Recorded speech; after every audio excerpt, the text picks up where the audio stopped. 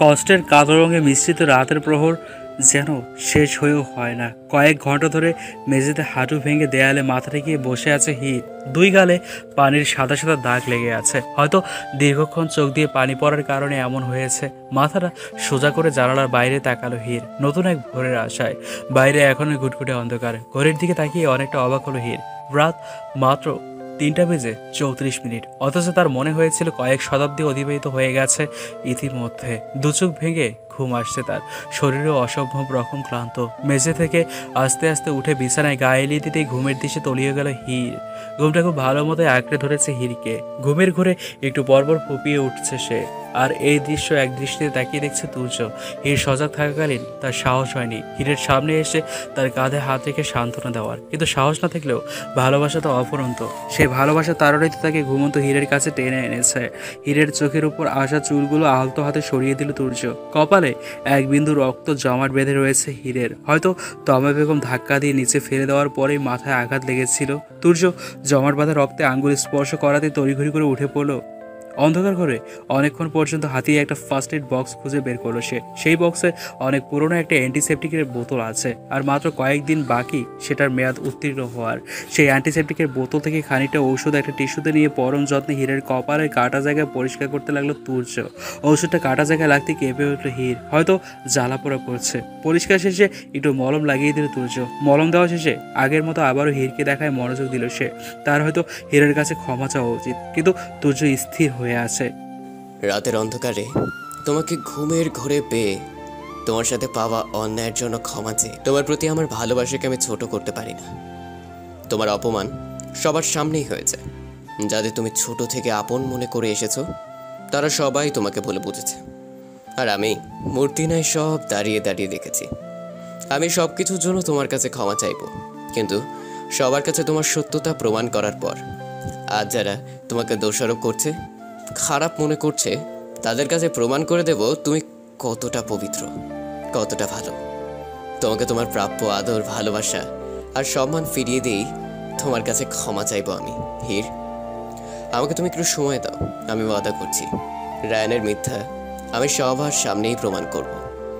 আর সেদিন তোমাকে সবার সামনে প্রপোজ করব, চিৎকার করে সবাইকে জানিয়ে দিব আমি তোমাকে ভালোবাসি।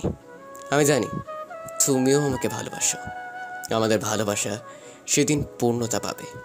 এই বলেই হীরের কপালে আলতো করে একটা চুমু এঁকে দিয়ে সেখান থেকে চলে গেল তুর্য। ভোরের সূর্যের প্রথম কিরণ হীরের চোখে মুখে পড়তেই তার ঘুম ভেঙে গেল। ঘুম ভাঙতেই গতকাল ঘটে যাওয়া সব অঘটনের দৃশ্য একের পর এক চোখের সামনে এসে জড়ো হতে লাগলো তার। দু চোখের কার্নিশ বেয়ে কখন যে 2 ফোঁটা পানি গড়িয়ে পড়েছে সেও বুঝতে পারেনি। চোখের পানি মুছে নিয়ে বিছানা ছেড়ে উঠে দাঁড়ালো হীর। আলমিরা থেকে একটা সুতির সালোয়ার কামিজ বের করে ওয়াশরুমে চলে গেল ফ্রেশ হওয়ার জন্য। ঝর্ণার নিচে দাঁড়িয়ে চোখ বন্ধ করে পানির প্রতিটি ফোঁটাকে অনুভব করছে সে। এখন তার চোখ দিয়ে পানি বের হচ্ছে না, অশ্রু শুকিয়ে চৈত্রের খরার মতো হয়ে গেছে চোখ দুটি। গোসল শেষ করে কাপড় পাল্টে কিচেনে চলে গেল হীর। উদ্দেশ্য সবার জন্য রান্না করবে। নিচে নেমে বেশ অবাক হলো হীর। হঠাৎ বুকটা মুচড়ে উঠল তার। গত 6 বছরে এই প্রথম চৌধুরী বাড়িতে হীরের ঘুম থেকে ওঠার আগেই নাস্তা টেবিলে সাজানো। অথচ এমনও সময় পার হয়েছে যখন একদিন হীর সকালে নাস্তা না বলায় বাড়িতে আগুন লাগিয়ে দিত তমা বেগম। টেবিলে তুর্য আর তাফসি নেই। তমা বেগম আর আফজাল সাহেব মুখ গোমরা করে খাবার সামনে নিয়ে বসে আছেন। নিচে নামার জন্য এক পা এগিয়ে দিয়েও পিছিয়ে দিল হীর। খুব ভালো করে বুঝতে পারছে এই পরিবারে তার অবস্থান কোথায়। একটা দীর্ঘশ্বাস ফেলে নিজের ঘরে চলে গেল হীর।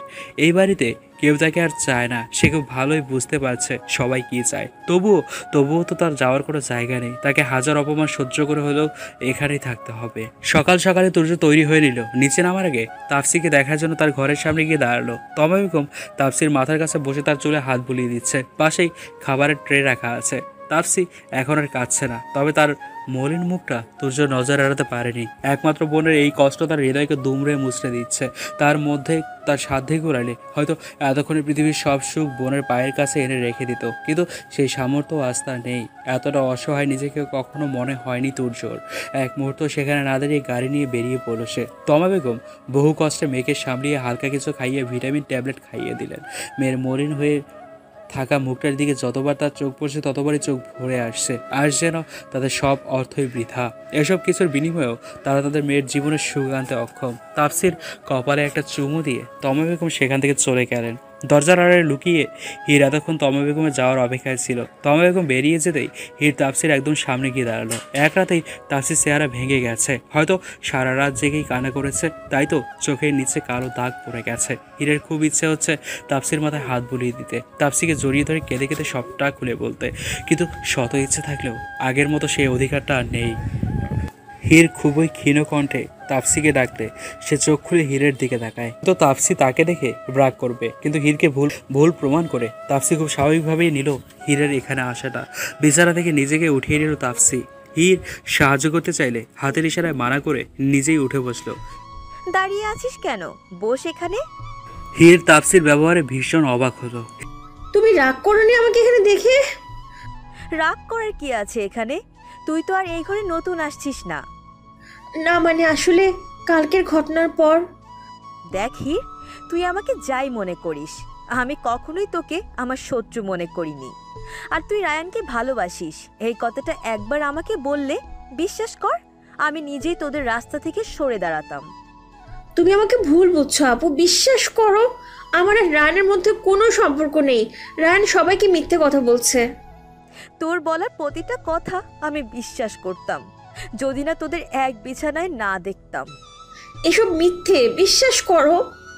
থাক ওসব কথা, বাদ দে। আর ভালো লাগছে না ওসব কথা। আমি রায়ানকে ভালোবাসি, সব সময় এভাবেই ভালোবেসে যাব। তাতে কি হয়েছে ও আমাকে ভালো না বাসলে? আমি তার খুশিই চাই। আপু এসব কি বলছো? বাবা মা আর তুর্যকে আমি কনভিন্স করতে পারবো, তুই চিন্তা করিস না, সব ঠিক হয়ে যাবে। কি বলছো তুমি? আমি কিছুই বুঝতে পারছি না। তুই আর রায়ান যা চাইছিস তাই হবে। তুমি আমাকে একটু সুযোগ দাও আমার কথাটা প্রমাণ করার, প্লিজ। এর থেকে বেশি আর কিছু চাস না আমার কাছে হীর? অনেক কষ্টে নিজেকে প্রস্তুত করেছি, এমন যেন না হয় সহ্য করতে না পেরে আমি নিজে সব শেষ করে ফেলি। আপু চলে যা প্লিজ। হীর কিছু বলতে গিয়েও কান্না চেপে সেখান থেকে নিজের ঘরে চলে গেল। সে তো চায় সব কিছু যেন আবার আগের মতো হয়ে যায়, কিন্তু এখানে তো সব তার ভাবনার বিপরীতই হচ্ছে। হাজার চেষ্টা করেও সে পারছে না সব কিছু ঠিক করতে।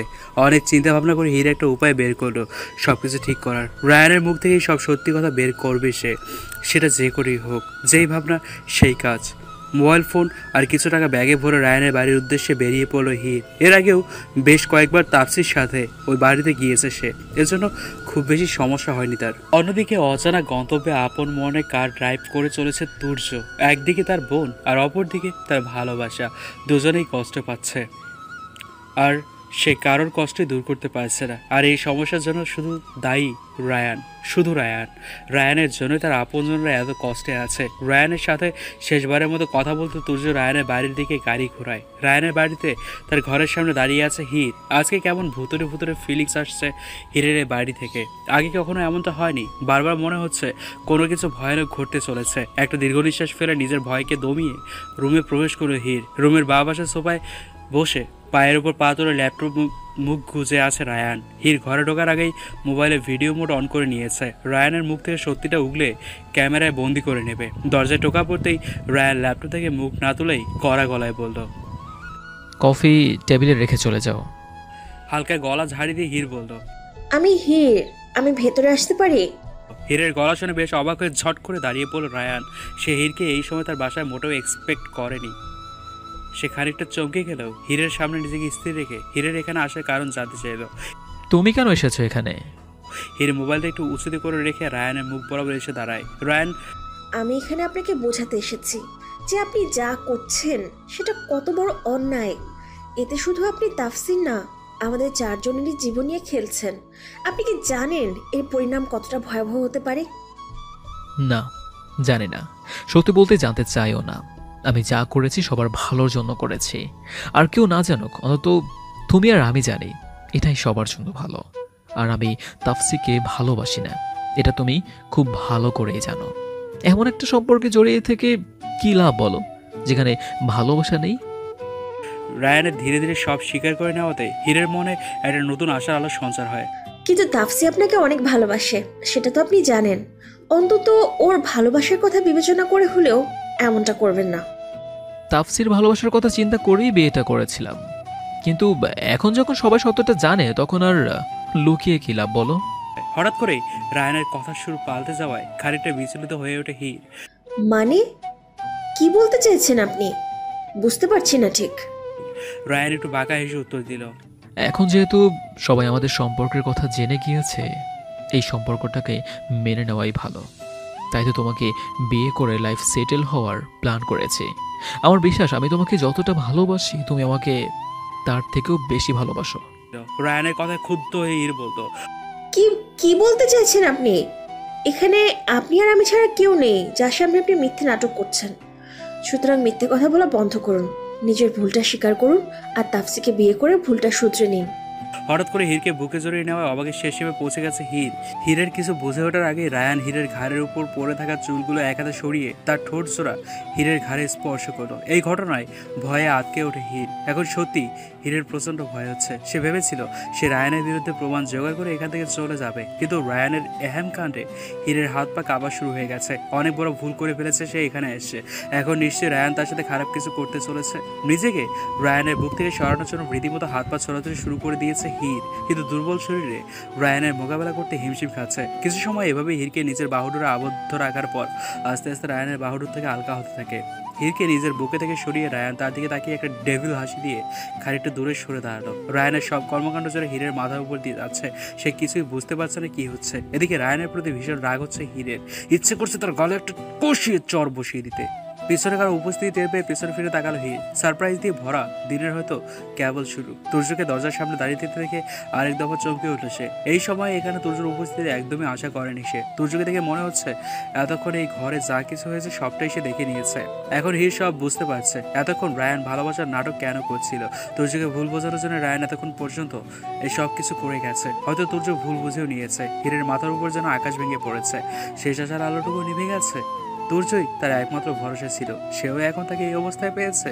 এখন তুর্যও তাকে অবিশ্বাস করবে, আর কোনো আশা শেষ নেই। রায়ান মুখে মুচকি হাসি নিয়ে তুর্যের সামনে গিয়ে দাঁড়ায়। তুর্যের চেহারার ভাবমূর্তি ক্রমশ পাল্টে যাচ্ছে। এখানে আসার আগেও যদি সে অনেক ফ্রাস্ট্রেশনে ছিল, কিন্তু এখন তার ভিতর ক্রোধের আগুনে দাউ দাউ করে জ্বলছে। তুর্যর মনের অবস্থা রায়ান খুব ভালো করে বুঝতে পারছে। আগুনে ঘি ঢালার জন্য সে ঠোঁটের কোণে হাত রেখে তুর্যকে বলল, তুমি এই অসময় এখানে? দেখো, এমন নয় যে তুমি আমার বাড়িতে আসতে পারবে না, কিন্তু একবার বলে এলেই হতো। আমি আর হীর নিজেকে সামলানোর একটু সময় পেতাম আর কি। হীর তুর্যের দিকে ছুটে এসে কান্নাজনক কণ্ঠে মিনতি করতে করতে বলল, বিশ্বাস করুন তুর্য, রায়ান যা যা বলেছে সব মিথ্যে। ও আপনাকে পেছন থেকে দেখে ফেলেছিল, তাই এমনটা করেছে। রায়ান আর আমার মধ্যে কোনো সম্পর্ক নেই, বিশ্বাস করুন। আমি একটা কথাও মিথ্যে বলছি না। এই সব কিছু রায়ানের সাজানো নাটক। রায়ান তাফসিকে বিয়ে করতে চায় না, তাই আমাকে নিজের উদ্দেশ্য হাসিল করার জন্য ব্যবহার করেছে। কাল আমি কিভাবে অজ্ঞান হয়েছিলাম আমার কিছুই মনে নেই, আর কিভাবে রায়ান আর আমি একসাথে একই ঘরে ছিলাম সেটাও মনে নেই। আমি নিশ্চিত এই সব কিছু রায়ানের সাজানো নাটক। বিশ্বাস করুন আমার কথা। তুর্য হাতের ইশারায় হীরকে চুপ করতে বলে। তুর্যের মুখের অবস্থা দেখে হীর নিশ্চিত হয়ে যায় যে তুর্য তাকে অবিশ্বাস করেছে। এক নিমিষেই হীরের মন ভেঙে টুকরো টুকরো হয়ে যায়। কিছু না করেও তার ভালোবাসার মানুষটির সামনে তাকে চরিত্রহীন প্রমাণিত হতে হলো। বহু চেষ্টা করেও নিজের কানা ধরে রাখতে না পেরে হীর সেখান থেকে দৌড়ে বেরিয়ে যায়। তুর্য হীরের যাওয়ার দিকে এক দৃষ্টিতে তাকিয়ে থাকে। রায়ান তুর্য দিকে এগিয়ে এসে গলা ঝেড়ে বলতে শুরু করে। তুর্য ভ্রুকুচকে রায়ানের দিকে সংশয়ের দৃষ্টিতে তাকায়। তুর্যর সংশয় দূর করার জন্য রায়ান আবারও বলতে শুরু করে, ভালোই হলো তুমি এখানে এসেছো। আসলে আমরা বিয়ে করতে যাচ্ছি। আমরা মানে আমি আর হীর। এখন আর কোনো বাধা নেই আমাদের এক হওয়ার পথে। নিজের রাগকে আর নিয়ন্ত্রণ করতে না পেরে রায়ানের কলার চেপে ধরে তুর্য। How dare you! তুই আমার বোনের জীবন নষ্ট করে এখন আবার হীরের দিকে নজর দিয়েছিস। আমি তাফসির জীবন নষ্ট করেছি? কিভাবে? তাফসির সাথে কি আমার প্রেমের সম্পর্ক ছিল, নাকি ফিজিক্যাল হয়েছিল? একদম চুপ! তুই নোংরা মুখ থেকে আমার বোনের নাম শুনতে চাই না আমি। আমিও চাই না, সত্যি বলছি। আমিও তাফসিকে চাই না, কখনোই চাই না। বাবার প্রেশারের জন্য বিয়েতে রাজি হয়েছিলাম। তাহলে কেন আমার বোনের সাথে এমন করলি? আর হিরি কেন? কেন হীরকে ব্যবহার করলে নিজের নোংরা খেলায়? তুর্য রাগে যেন পাগল হয়ে গেছে। এক পর্যায়ে সে রায়ানের ওপর হাত তুলতেও দ্বিধা করে না। হাতা দিতে রায়ানের অবস্থা বেশ কাইল হয়ে পড়ে, নাক দিয়ে অঝরে রক্ত পড়তে থাকে। রায়ানকে আরও কয়েক ঘাতি দরজার পাশে রাখা ফুলদানিটা ছুঁড়ে ফেলে দিয়ে সেখান থেকে হরণ করে বেরিয়ে আসে তুর্য। যাওয়ার আগে শেষবারের মতো রায়ানের দিকে ফিরে তাকিয়ে বলে যায়, তোর এই প্ল্যানে তুই কখনো সফল হতে পারবি না, আমি হাত হতেই দেব না। এদিকে নাকে মুখে রক্ত লাগা অবস্থায় অবচেতন হয়ে পড়ে আছে রায়ান। হট্টগোলের শব্দে রায়ানের বাবা মাও তার ঘরে এসে পড়ে। যদিও তারা তাদের ছেলের অপকর্মে ভীষণ ক্ষেপে ছিল, কিন্তু ছেলের এই অবস্থায় কোনো বাবা মাই ঠিক থাকতে পারে না। কালো মেঘে ছেয়ে আছে পুরো আকাশ, মনে হচ্ছে বৃষ্টি শুরু হবে কিছু সময় পরে। ইদানিং অসময়ে বৃষ্টি হওয়া বেড়ে গেছে। আদৌ বৃষ্টি হবে কি, নাকি আকাশ ও হীরের সাথে দুঃখ বিলাস করতে চাইছে বোঝা মুশকিল। রায়ানদের বাড়ির কিছুটা সামনে রাস্তার ধারে একটি বেঞ্চিতে বসে আছে হীর। এক দৃষ্টিতে মেঘাচ্ছন্ন আকাশের দিকে তাকিয়ে আছে সে। এখন আর কাঁদছে না সে, তার ভাগ্যের পরিহাস দেখে প্রচণ্ড হাসি পাচ্ছে। হঠাৎ একটা গাড়ি সজোরে ব্রেক কষতে চমকে ওঠে হীর। গাড়িটা হীরের পরিচিত তুর্যের গাড়ি, কিন্তু তুর্য তাকে দেখে গাড়ি কেন থামালেন? তবে এসব নিয়ে এখন আর মাথায় ঘামাতে চায় না হীর। আর যা ইচ্ছে মনে করুক, তাতে আর বিচলিত হবে না হীর। অনেক হয়েছে, এখন নিজের পথ আর নিজের জীবন সে নিজেই দেখবে। বসা থেকে দাঁড়িয়ে সোজা সামনের দিকে হাঁটা ধরল হীর। তুর্য বলতে হীরকে দেখেই গাড়ি থামিয়েছিল। একে তো বৈরী আবহাওয়া, তার উপর শুনশান রাস্তায় হীরকে একা ফেলে যাওয়া তার পক্ষে সম্ভব নয়। কিন্তু হীরের এমন রূঢ়ভাবে চলে যাওয়ায় তুর্য রাগ আরও বেড়ে যায়। গাড়ি থেকে নেমে হীরের বাম হাত চেপে ধরল তুর্য। হীর হাত ছাড়ানোর জন্য হাত ঝাড়া দিলেও চেষ্টা বিফলে যায়। হাত ছাড়ুন আমার। তুর্য দাঁতের দাঁত চেপে কড়া গলায় বলে ওঠে। চুপচাপ গাড়িতে ওঠো। তুর্যের এমন গম্ভীর কণ্ঠকে বরাবরই ভয় পায় হীর, তবুও আজ সে কোনো কিছুর তোয়াক্কা করবে না। হাত ছাড়ুন বলছি, আমি যাব না আপনার সাথে। হাতে হ্যাঁচকে টান দিয়ে হীরকে নিজের সাথে মিশিয়ে নিল তুর্য। আমি বলেছি তুই আমার সাথে যাবি, মানে তুই আমার সাথেই যাবি। হীর যতবারে হাত টান দিচ্ছে ততটাই যেন শক্ত করে ধরছে তুর্য। অনেক টানাটানি করেও লাভ না হলে হীর চুপচাপ গাড়িতে উঠে বসে। তুর্য গাড়িতে বসে এক পলক হীরের দিকে তাকায়। হলদে ফর্সা মুখটা এমনিতেই একদিনেই একদম মলিন হয়ে গেছে। ফোলা চোখ জোড়ার নিচে কালো দাগগুলো জানান দিচ্ছে ঝরে পড়া অশ্রুকণার হিসাব। তুর্যর বুক চিরে একটা দীর্ঘশ্বাস বেরিয়ে আসে। গাড়ি আপন গতিতে চলে যাচ্ছে। সারা রাস্তা হীর একবারও তুর্যের দিকে তাকায়নি, কিন্তু তুর্য প্রায় প্রতি মিনিটই আর চোখে দেখে গেছে হীরকে। যতবার হীরকে দেখে ততবারই যেন তুর্য তার প্রেমে পড়ে। একটা মানুষের কান্না জড়ানো চোখের প্রেমে পড়া যায়, এটা না দেখলে হয়তো কখনো বুঝতো না। এর কিছুক্ষণ পর পর ফুপিয়ে উঠছে। চারপাশে এত সমস্যায় কিছুটা সময় সে হীরের সাথে কাটাতে চায়, হোক না সেটা কান্নারত অবস্থা। আজ প্রায় কতদিন পর হীর আর তুর্য এভাবে পাশাপাশি বসে আছে। তুর্যের ইচ্ছে করছে গাড়ি চালানো বন্ধ করে এক দৃষ্টিতে হীরের দিকে তাকিয়ে থাকতে, তার মায়াবিনীর দিকে তাকিয়ে থাকতে, তার মায়াপরীর দিকে তাকিয়ে থাকতে। কিন্তু সে ভয় পাচ্ছে, যদি তাকে জিজ্ঞেস করে এভাবে তাকিয়ে থাকার কারণ, তখন সে কী উত্তর দেবে। তার তো সেই সাহসটুকু নেই যে সে হীরকে তার ভালোবাসার কথা খুলে বলবে। কেন যেন ভীষণ ভয় হয় তুর্যর। হয়তো এ কথা জানার পর তার থেকে আরও দূরে চলে যাবে। এখন অজান্তে একসাথে বসে আছে, তখন হয়তো তার চেহারাও দেখতে চাইবে না। কিছু কিছু ভুলের শাস্তি মানুষকে সারা জীবন বয়ে বেড়াতে হয়, ঠিক তেমনই তুর্যকে এই শাস্তি বয়ে বেড়াতে হবে। কখনো মুক্তি মিলবে না এইসব থেকে। 7 পা চিন্তা করতে করতে তুর্য তার গন্তব্যে এসে পৌঁছায়। গাড়ি থেকে নেমে পুনরায় হীরের হাত ধরে টানতে টানতে তাকে বের করে। আচ্ছা, আপনি কি কখনো মানুষ হবেন না? এভাবে জীবজন্তুর মতো হাত ধরে টেনে আনতে হবে কেন? আমি কি হাঁটতে পারি না?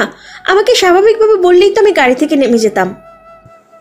হ্যাঁ, অনেক হয়েছে। তোমার সাথে কেউ জ্ঞান চায়নি। আমার সাথে ভেতরে আয়। আপনার মতলবটা কি বলুন তো? আপনি আমাকে এখানে কেন এনেছেন? এটা তো কাজী অফিস। আমরা তো বাড়ি যাচ্ছিলাম, তাই না? আপনি এখানে কেন এসেছেন? তোর এত প্রশ্নের উত্তর আমি দিতে পারবো না। যা বলেছি তাই কর। আমার সাথে ভেতরে চল। আপনি যা বলবেন তাই হবে? পেয়েছেনটা কি আপনারা সবাই? যার যা ইচ্ছে আমার সাথে করেই যাচ্ছেন। আমি আপনার সাথে যাব না ভেতরে। আপনি যা ইচ্ছে করুন, আমি আপনাকে ভয় পাই না। কি মনে হচ্ছে আমি তোকে ভয় দেখানোর জন্য এখানে এনেছি? তাহলে কেন এনেছেন আমাকে এখানে? সবকিছু ঠিক করতে। মানে একটু পরেই এখানে তোর। শেষমেশ আপনিও? আমিও কি? আপনিও সেটাই করছেন যেটা রায়ান চায়। আপনারা কেউই আমাকে বিশ্বাস করছেন না। রায়ান আপনাকে বিশ্বাস করিয়ে ফেলেছে যে আমার সাথে তার সম্পর্ক আছে। কতবার বলেছি আমি মিথ্যে বলছি না, রায়ান মিথ্যে বলছে। একবারের জন্য আমাকে বিশ্বাস করেছেন, এখনো রায়ানের কথা বিশ্বাস করে আমাদের বিয়ে করাতে এসেছেন। আমার কথা না হয় বাদ দিন, তাফসির কথাটা একবার চিন্তা করুন। ওর কি হবে যখন ও জানতে পারবে আপনি আমার আর রায়ানের বিয়ে করিয়েছেন? একটা জীবিত লাশ হয়ে যাবে। এই ধাক্কাটা কিভাবে সহ্য করতে পারবে ও? আপনি চিন্তা করেন, ভাই হয়ে বোনের এত বড় সর্বনাশ আপনি করতে পারবেন? প্লিজ এমনটা করবেন না। আমি এখান থেকে অনেক দূরে চলে যাব, আপনাদের আর কোনো সমস্যা হবে না।